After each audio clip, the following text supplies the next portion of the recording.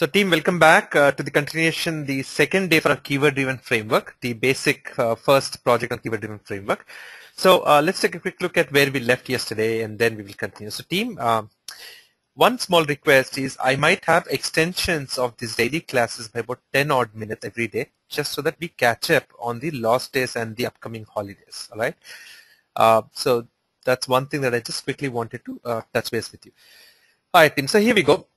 Here's where we are. Here's where we are doing these things. Now, what is the problem in executing these test cases this way? Number one is that, does it mean that every time I want to execute the test cases, there are similar test codes, the same thing gets repeated every time, and I go and comment and uncomment and do all of this stuff?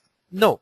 What is the alternate? The alternate is I can identify certain reusable steps and create some reusable functions for those steps. For example, very simple description for that is, let's say that here is my test case, my first test case, okay? And for this, there are different steps, okay, that we have.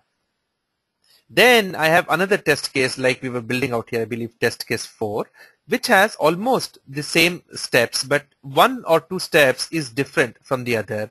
Everything else is the same.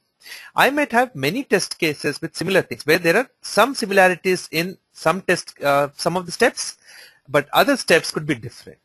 So what I'm saying is each of these common ones that we see where there's no difference, we will create something called as reusable functions. And we're going to give it a specific name called as a keyword, which says exactly what we will do.